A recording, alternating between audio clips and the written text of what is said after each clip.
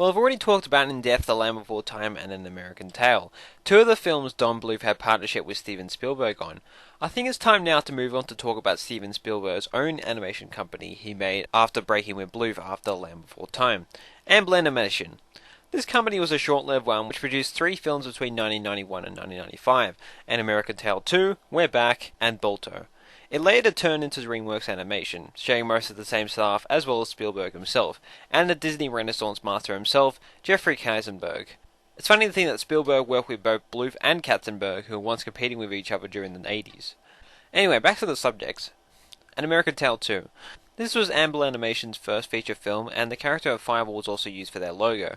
It's unusual to think that Spielberg chose to make a sequel to An American Tail, but didn't keep any of the Jewish symbolism present within the original film in this sequel. This movie got quite mixed reviews when it came out, and a lot of people think this film was absolutely awful, especially fans of the original. If you saw my review of the original, you would know that while I think the original American Tail was good, I don't really have anything for it, and to be honest, I do prefer the sequel. I even liked it as much as I call it my 20th favourite film I watched last year. That isn't without saying that I think that this movie has flaws, and while I don't think they work to the movie's advantage like I do in The Pebble and the Penguin, I don't really think they get in the way too much of enjoying the movie, or at least they don't for me. Okay, so basically the film is about Fievel and his family, who are having a hard time in living in New York and thinking about moving to the West, and after being attacked by cats they decide to do it.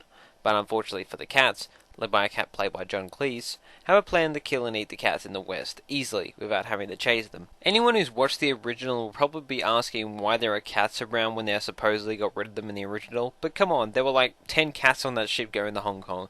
Did they really think that was it?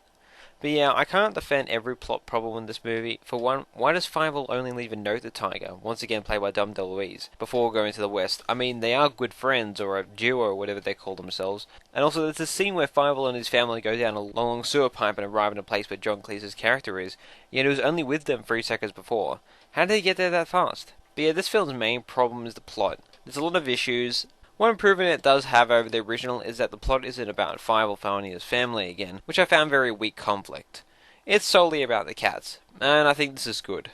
John Cleese is great as the cat leader, and I actually find Dom DeLuise quite funny in this movie, and he actually does have a role to play. I also like this spider. There's a subplot about Fievel's sister, Tanya, about her seeing, and it really doesn't go anywhere much at all, but it doesn't really pretend like it's important, so I really don't mind. And I personally find it interesting and just kind of funny how this film goes off on this subplot for some reason. The animation is wonderful, and not only looks like the original, but is as good, if not better. The music, again by James Horner, is as good as the original, and I prefer the Dream to Dream song over Somewhere Out There. I think the best thing about this movie is that it's just plain fun. It plays with Western stereotypes and cliches, has a lot of funny scenes, one with Tiger actually made me laugh out loud. It doesn't have any undertones about anything, no hidden meanings or morals, it's just a kid's film and isn't afraid to be. I really like that. You can argue that the movie does try to send a message about being yourself, but it's done so poorly and so rushed that I easily just brush it off, as a parody of that kind of thing in kids' films, even if it is unintentional. The movie just wants to entertain, and does it well. The villain isn't utterly generic, the movie doesn't dumb things down, characters come very close to death in this, and when the film is silly it just seems to realise this, yet it doesn't care, and encourages you not to care, and for some reason I really like this. The original is kinda dull, void of funny moments, and with a conflict that isn't that great. The second is fun, loves to be silly, has a good conflict. I don't know, I just like it a lot more. It gets an 8.5 out of 10 from me.